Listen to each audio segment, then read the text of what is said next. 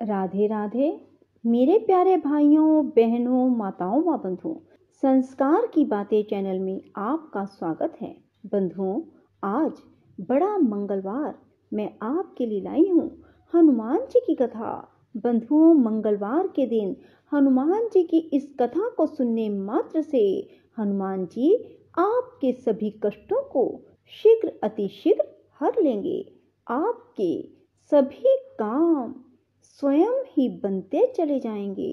बंधुओं, यदि आपने हमारे चैनल को अब तक सब्सक्राइब नहीं किया तो जरूर करें और बेल आइकन दबाना ना भूलें, ताकि आपको हमारी आने वाली सभी वीडियोस की जानकारी सबसे पहले हो सके। बंधुओं, वीडियो को पूरी सुनने के बाद कमेंट बॉक्स में जय हनुमान जरूर लिखें। माता अंजना अपने प्राण प्रिय पुत्र हनुमान जी का लालन पालन बड़े ही मनोयोग पूर्वक करती थी। कपिराज केसरी भी उन्हें अतिशय प्यार करते। जब हनुमान जी प्रसन्नता पूर्वक किलकते तो अंजना और केसरी आनंद मगन हो जाते। हनुमान की बाल क्रीड़ाएं अत्यंत आकर्षक और सुखद तो थी ही, अद्भुत भी थी। एक बार कपिराज केसरी कहीं बाहर गए हुए थे। माता अंजना भी बालक को पालने में लिटाकर वन में फल फूल लेने को चली गई। बालक हनुमान जी को भूख लगी। माता की अनुपस्थिति में वे हाथ पैर उछाल उछाल कर क्रंदन करने लगे। सहसा उनकी दृष्टि प्राची के क्षितिज पर पड़ी। अरुणोदय हो रहा था। उन्होंने सूर्य के अरुण बिंब को लाल फल समझा। तेज और पराक्रम के कारण अवस्था अपेक्षित नहीं, यहाँ तो हनुमान जी के रूप में अंजना की गोद में प्रत्यक्ष प्रलयंकरकारी शंकर 11वें रुद्र क्रीड़ा कर रहे थे। वायुदेव ने पहले ही उन्हें उड़ने की शक्ति प्रदान कर दी थी। हनुमान जी उछले और वायु वेग से आकाश में उड़ने लगे।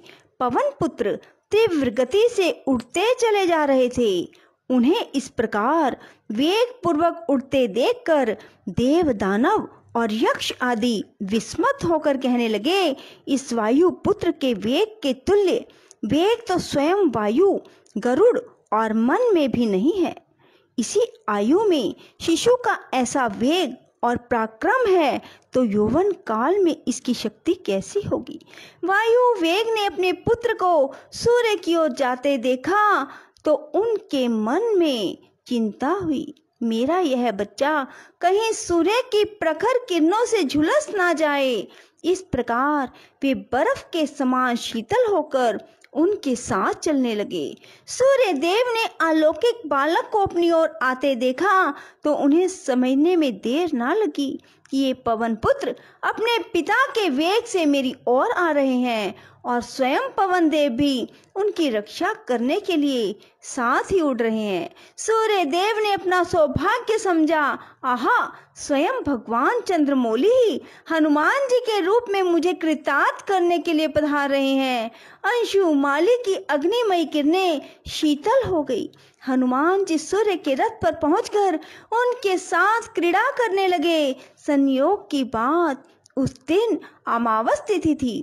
सिंह का पुत्र राहु सूर्य देव को ग्रसने के लिए आया तो भुवन भास्कर के रथ पर बैठे हुए उस बालक को देखा। राहु बालक की चिंता ना कर दिन मणि को ग्रसने के लिए आगे बढ़ा।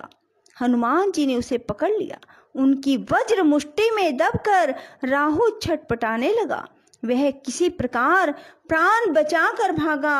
वह सीधा सुरपति इंद्र के समीप पहुंचा और उसने भौहें टेढ़ी कर क्रोध के साथ कहा, सुरेश्वर, मेरी क्षुधा का निवारण करने के लिए आपने मुझे सूर्य और चंद्र को साधन के रूप में प्रदान किया था, किंतु अब आपने यह अधिकार दूसरे किसी कारण से दे दिया। क्रुद्ध सिंह का पुत्र राहु को चकित करके वाणी सुनकर सुरेंद्र उसका मुंह देखने लगे। उसने आगे कहा, आज पर्व के समय मैं सूर्य को ग्रसने के लिए उनके समीप गया ही था कि वहां पहले से उपस्थित दूसरे राहु ने मुझे कसकर पकड़ लिया। किसी प्रकार अपनी जान बचाकर यहाँ आ पाया हूँ। नेत्रों में आंसू भरे क्रुद्ध राहु की वाणी सुनकर वासव चिंतित हो उठे। वे अपने सिंहासन से उठकर खड़े हो गए और ऐरावत पर बैठकर घटनास्थल की ओर चले। राहु उनके आगे आगे चला। शचीपति आश्चर्यचकित हो मन ही मन सोच रहे थे, तिमिरारी के समीप ऐसा कौन पराक्रमी पहुंच गया जिसके भय से सिंहिका के पुत्र को प्राण बचाकर भागना पड़ा। उधर राहु बड़े वेग से सूर्य की ओर दौड़ा। उसे देखते ही हनुमान जी को भूख की स्मृति हुई। वे राहु को सुंदर भक्ष्य समझकर उस पर टूट पड़े। सुरेश्वर बचाइए बचाइए चिल्लाता हुआ राहु इंद्र की ओर भागा। सुरेंद्र राहु की रक्षा के लिए दौड़े। राहु के बच निकलने पर हनुमान जी ने ऐरावत को देखा तो उसे सुंदर सुस्वादु खाद्य समझा। वे ऐरावत पर झपटे। उस समय हनुमान जी का स्वरूप प्रज्वलित अग्नि की भांति प्रकाशित और भयानक प्रतीत हो रहा था। इंद्र डर गए। अपनी रक्षा के लिए उन्होंने बालक पर वज्र से प्रहार किया। वह हनुमान जी की हनु ठुड्डी में लगा, जिससे उनकी हनु टूट गई और वे छटपटाते हुए पर्वत शिखर पर गिरकर मूर्छित हो गए। अपने प्राण प्रिय पुत्र को वज्र के आघात से छटपटाते देख वायुदेव इंद्र पर अत्यंत कुपित हुए। शक्तिशाली वायुदेव ने अपनी गति रोक दी। वे अपने पुत्र को अंक में लेकर पर्वत की गुफा में प्रविष्ट हो गए। फिर तो त्रिभुवन के समस्त प्राणियों में श्वास आदि का संचार रुक गया। उनके अंग प्रत्यंगों के चोट टूटने लगे और वे सब के सब सूखे काठ की तरह अवसन्न हो गए। उनके सारे धर्म कर्म रुक गए। प्राण संकट से भयभीत इंद्र, देव, गंधर्व, असुर, नाग, गुहक आदि जीवन रक्षा के लिए ब्रह्मा जी के पास दौड़े। ब्रह्मा जी सबको साथ लेकर उस गिरी गुहा में पहुंचे, जहां पवन देव अपने पुत्र को अंक में लेकर वक्ष से सटाए दुख अतिरेक से आंसू बहा रहे थे।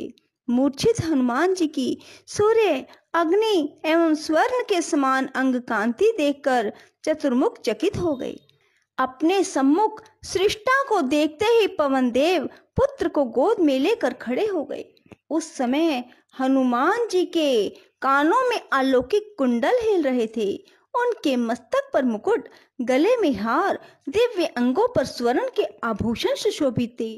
पवन देवता विधाता के चरणों पर गिर पड़े। चतुरानन ने अपने हाथों से अत्यंत स्नेहपूर्वक पवन देव को उठाया और उनके पुत्र के अंगों पर अपना कर कमल फेरने लगे। कमल योनि के कर स्पर्श से पवन पुत्र हनुमान जी की मूर्छा दूर हो गई। वे उठकर बैठ गए। अपने पुत्र को जीवित देखते ही जगत के प्राण स्वरूप पवन देव पूर्ववत बहने लगे और त्रैलोक्य को जीवन दान मिला।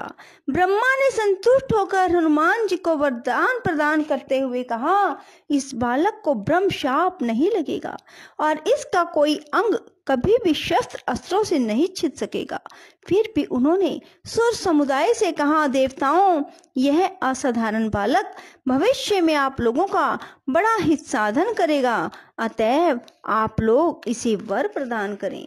देवराज इंद्र ने तुरंत प्रसन्नता पूर्वक हनुमान जी के कंठ में अम्लान कमलों की माला पहनाकर कहा, मेरे हाथ से छटे हुए वज्र के द्वारा इस बालक की हनु टूट गई थी, इसलिए इस कपि श्रेष्ठ का नाम हनुमान होगा।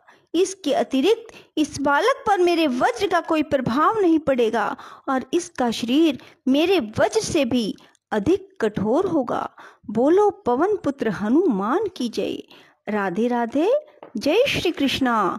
बंधुओं, यदि आपको हमारी वीडियो पसंद आए तो इसे लाइक करें और शेयर भी जरूर करें।